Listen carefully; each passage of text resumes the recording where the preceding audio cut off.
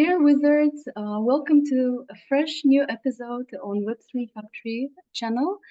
I'm Athena, and today we have an exceptional guest, Kate Berseneva from Paris, France. And we will be concentrating more on research, innovation, on STEM and art, because Kate is a great example of how a person could pave their way to the blockchain industry at the same time. Study PhD programs and be successful in research. Kate, you're welcome to my channel and please introduce yourself. Thank you very much for having me, Afina. So my name is Kate, Dr. Kate Berseneva. I work in blockchain. I have PhD in physics, and I'm doing PhD in arts in Ecole de Louvre.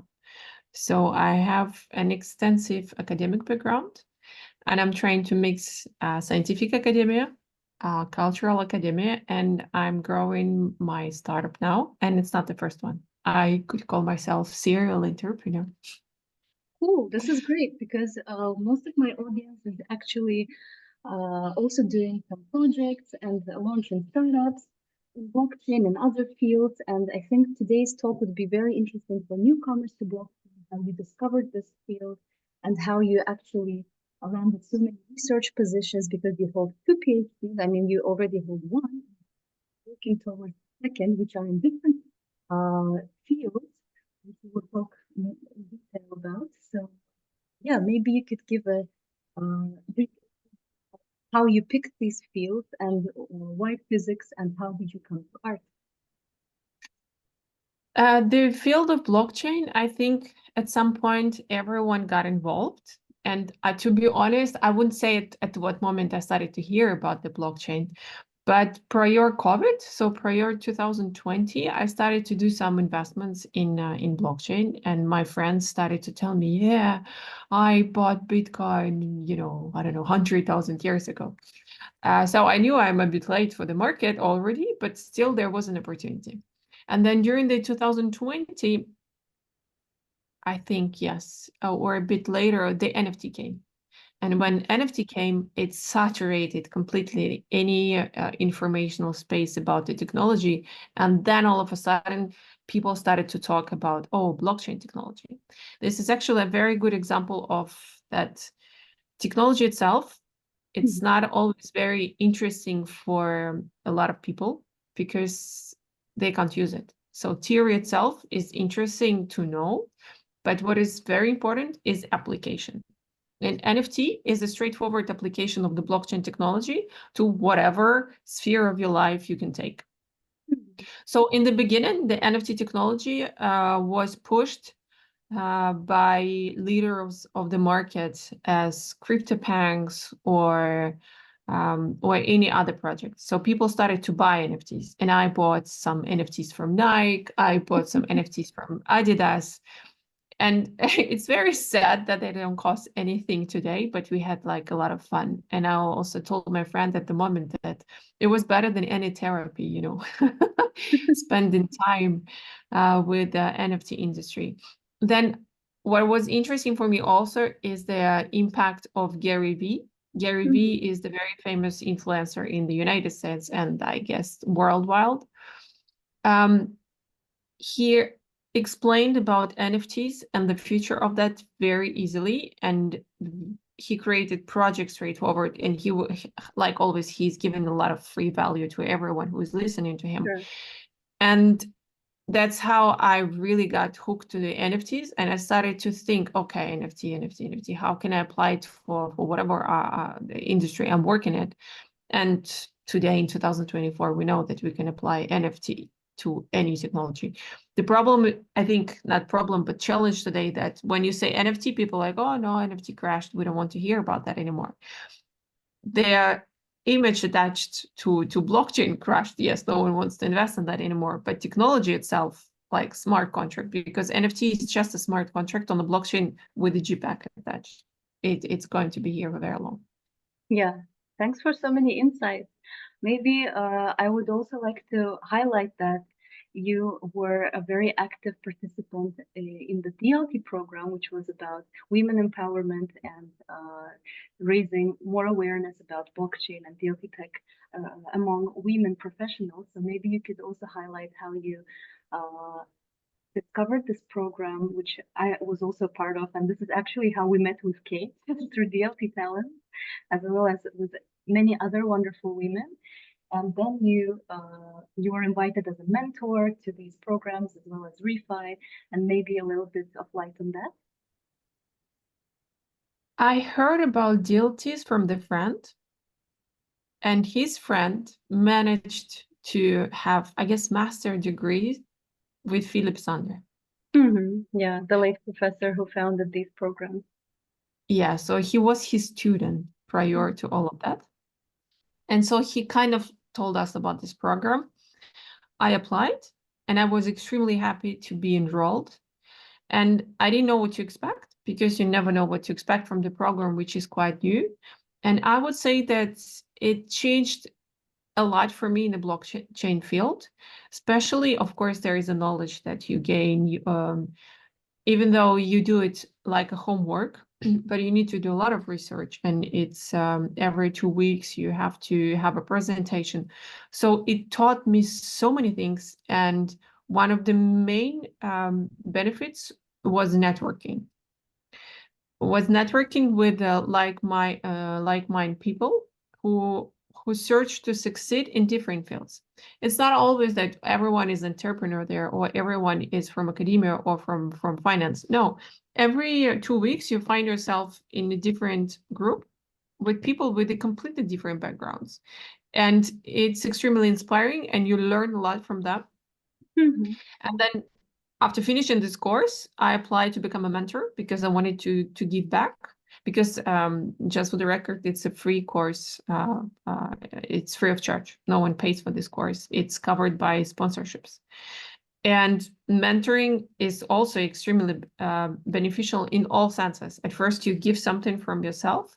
You help others to rise in this and to get accustomed in this field, and you learn every time from people and from other mentors, from the team, and from members. So apply for the program. Yeah, and I was lucky to be selected as well because I remember how interesting it was to discuss different topics in breakout rooms with you and with other mentors. And it's like one of a kind experience. So, guys and girls, if you are watching right now, Refi Talent is also open for applications in July. So, yeah, take your Yeah, chance. yeah, just on a short notice. At Frankfurt School of Management, they have a Bitcoin center. It's one of the most influential schools in Europe. And they have a variety of courses, Bitcoin, DLT, Refi, DeFi, I guess, Yeah, something else. So there are like few of the courses, and all of them are amazing. So just yeah, apply. It's free. You just need to pass them. You just need to have a good application. yeah. And if you check the website, which I will be sharing on LinkedIn under the post which will feature this video, so it's Web3 Talent, and you can check the participants, the alumni, and just simply network because networking is key today in every field of business, of life, you know. So, okay, this sounds great. And maybe should I ask how could blockchain technology be applied to some other fields like the ones you graduated from, be it STEM, like physics or art? Maybe we would like to hear more about your academic path and how you landed research positions in these wonderful fields. Thank you very much for the question, Afina. I think blockchain could be applied to everything as a technology. It depends. Also, blockchain technology is big. It's not like there is one characteristics. But if we talk about the blockchain smart contract application, and for example, we take a part of my research that I do in art, just on a short notice, I'm made bachelor's in arts in Sorbonne, then 2 masters. In France, you do master 1, master 2. You can't just jump. You need to do everything. And now I do PhD at Louvre. At the Museum of Louvre, they have a School of Arts. So it's a Ecole du Louvre, School of Arts at Louvre. If we, for example, talk about something that potentially not mixable, blockchain and art, we can see that actually smart contracts, they revolutionized a lot in this field, especially if we talk about digital art. Art is everything, right? Art could be, I don't know, you could be a piece of art, statue and everything. It could be a very ancient piece of art. But if we talk about contemporary art, that's where the difference is very big. Because what is digital art? It's something produced in your computer or with bias of some technological devices. And once something's stored on your computer, you can actually copy paste it, right? You can just multiply it by 1,000. And it was always a problem for the digital artists because they could sell their digital print, and then I can, print them as much as I want. I go to Canva and just print them. But together with the blockchain technology, it has changed completely and dramatically, because you can to any image you can attach the smart contract from the blockchain. What is smart contract? Smart contract is a part of the blockchain code that is non-tangible. NFT is non-fungible token. It means that every piece of this code is different. So once I attached a piece of the code to my image, you will always know that this piece of code belongs to this person or who issued this. And that's how it changes for everything for digital artists. Now they have a proof that either it were them who created this piece or it wasn't. Yeah. So this is a huge change for digital. Now, after applying it to the digital world, people try to apply it to the conventional, I don't know, old masters or Renaissance pieces. And here is the challenge, because this piece of art is already produced. Most of the time it's stored in the museum, and they don't want to attach anything on that. It's there. They did their research, and once they're gonna sell it, they will always show pictures in their museum. So I'm not sure we can bypass that easily. The technological invention, propose it to museum, and bypass their opinion that they don't need it so far. But it will come eventually, but it will take some time. Yeah, this is true. And ownership matters very much, especially in 21st century. So yeah, this might be interesting. Exactly. But in the field of art, not everyone wants to show who owns the piece, because a lot of art, it's a sad part of the contemporary art. If we don't talk about contemporary digital art, but we talk just about paintings or statues, like the majority of paintings, contemporary paintings, they go straight forward from the gallery to warehouses. They are never exposed. It's just investment. Yeah. And not every investment fund wants to show who the pieces belonged to before. Yeah, this is a major concern. What do you think? I know you're very much involved in the cultural side of life in Paris and France, and you're pitching much with regard to raising funds for your startup and excelling your skills in pitching. So you have been accepted to many accelerators, incubators. Maybe you could give some tips and advice for those who watch this episode today on how to advance their pitching skills or how to land the investment they want, maybe something of your own experience. Oh, thank you very much for this question. It's true. I didn't tell that, but so I'm trying to revolutionize cultural art with with my technological background, and creating a startup in art and culture in France. And we got accepted to various different incubators and now accelerators. And it's always challenging, because you think, oh, okay, I just have to pitch. But at some incubator, there was 650 applications, and they only took 15. So you need to be better. How can you guarantee that you will be better if you have so many competitors, and especially it's the French market, like locals? Is there a preference, or let's say regarding the local startups, or they are open to some international collaborations? How is the situation in the market? I would say that if we talk about there is no preference. You can be from any country, but we talk now about projects that should be incorporated in France. So you can be from the moon, huh? Or Saturn, or from the sun, but your company should be incorporated in France. And we talk now about the early stage. Early stage should be done in France. It means you will become an owner of the business who it belongs to France.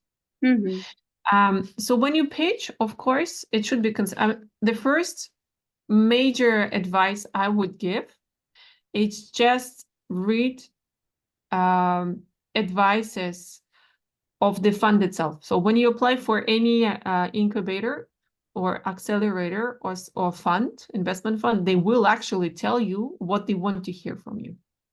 They will tell you, okay, it's 1 minute pitch. Okay, it's 5 minute pitch. Okay, it's 7 minute pitch or whatever.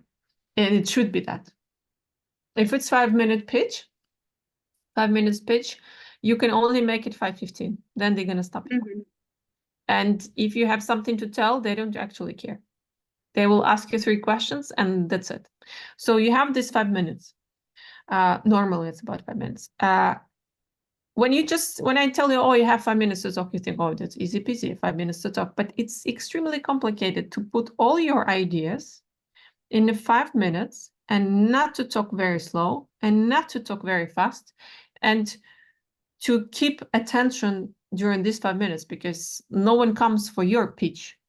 They hear, I don't know, 20 pitches per day. And they need to kind of remember you. Obviously, during your pitch, every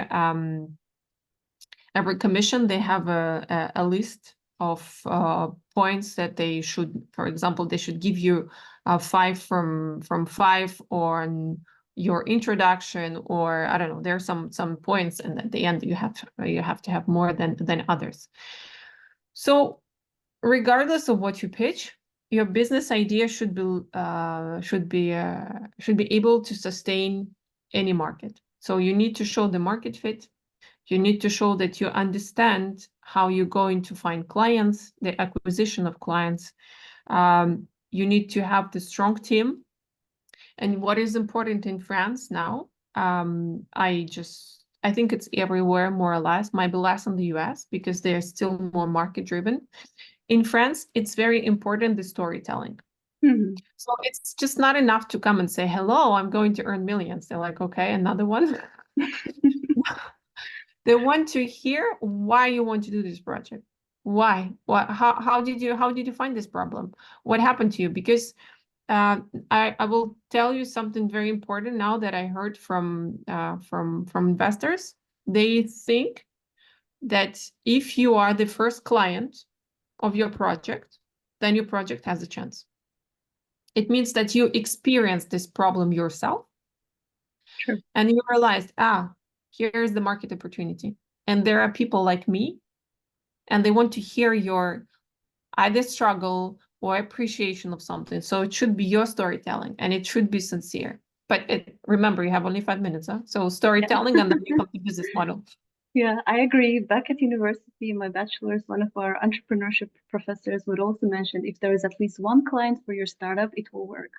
So for your product, for your service. And having mentioned storytelling, I think Kate is really good doing this all because she also runs a new YouTube channel as well, together with an Instagram account that I will also share of my posts.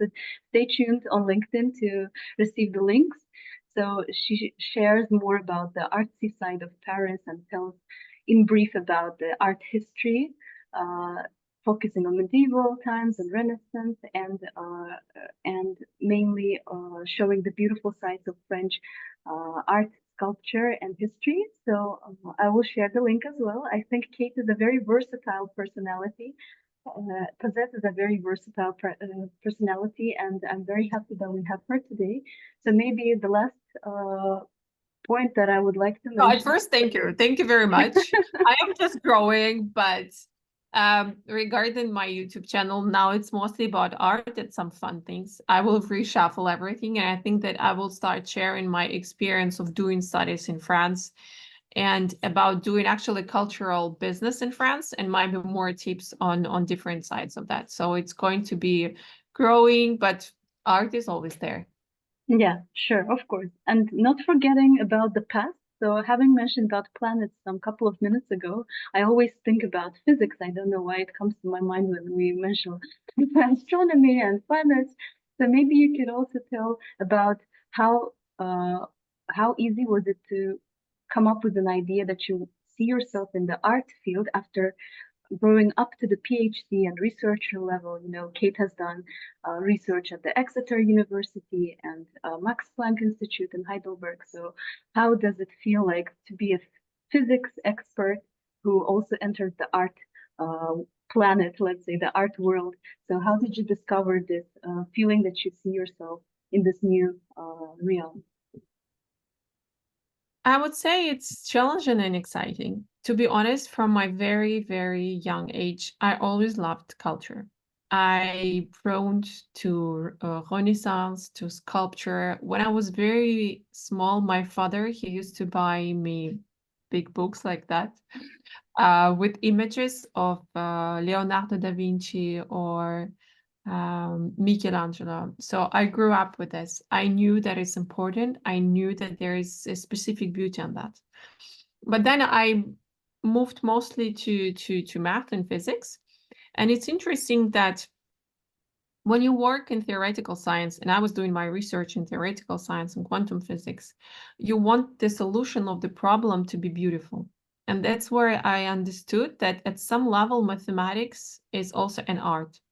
And when you try to resolve a mathematical problem, and you kind of start and you resolve it by the end, but you don't like the solution, knowing the answer, you restart all over again to make it beautiful and smooth. And this specific appreciation of everything that is beautiful would probably help me. Then, as you noticed, I worked in Max Planck Institute. It was one of the best experience of my life with an amazing group of very, very important scientists. Then I worked in Exeter and I finished my PhD there. And at some point, I knew that I want to have more art in my life. So I shifted to art. It was challenging because it's never easy to restart. But I was not putting a lot of pressure on me. I knew that I like it, and it's exactly what investors want to hear from you. You need to like what you do. You really need to like what you do, and when you like what you do, you will eventually come to the solution that is good for you. So starting just learning art, I also what I liked in that is that it's the best way to learn history because history books they are written by someone with a different vision, and art is actually a contemporary of the person who lived at this time. And it's very interesting to see actually on the history and on the humanity through arts. You see that in 13th century, the vision of art and some philosophy behind that was like that. Then it changes with Proto-Renaissance, then with Renaissance, and then we go to Baroque and everything. So that became very exciting for me to better understand the humanity. And then I realized that my inspiration by sculpture is just so overwhelming that I want to write a thesis on that. And now I am at the School of Louvre. And to be honest, I never even imagined I could be writing a PhD here. It's such a dream came true, and it's extremely competitive. But I was good in what I was doing. And actually, math background helped me in that because spending hours, days, weeks, months in the lab doing exactly the same calculations just to make it better helped me to persevere with the research in art to make it, perfect, profound, to read through all of the possible documents. I probably have even mathematical approach in my art So this is writing. something that makes you unique in the field. This is good. Hopefully, yes. And so then I persevered and I pushed. forward. As we discussed recently with Afina, when you apply for a position in the university, you could be the best of the best, but you need to raise your chances. And you raise your chances by contacting professors. You contact them and you tell, here is who I am. I work in this field. I can bring you this value to the group. I would like to do research with you. And if professor accepts you, just say, yes, I will take you in. While you apply, you just write it on the documents of your application and you're much faster in. Yeah, great. So networking is everything, even once again. Yes. Yeah. I think there was a very magical touch of art in today's talk with Kate. Thank you very much, Kate, for your time. I know you're very busy these days between the PhD program and startups, but you made it to my show, and I'm very grateful and very honored to have you. Thank you very much, and Thank hope you very to see much, you Afina, soon for having me. again in And my. if someone has questions after, just contact me on LinkedIn Yeah, and we'll you find can each just other. add Kate on LinkedIn, just connect, and she's a very open-minded person, so she possesses an open nature, so she will answer everyone, and hope to see you again in our next episode with We'll be more happy to. wonderful news, about your startup and your PhD Of career. course. So, okay, thank you very much, Thank Kate, and you. thanks for everyone. Bye-bye. Cheers Bye-bye. from Paris.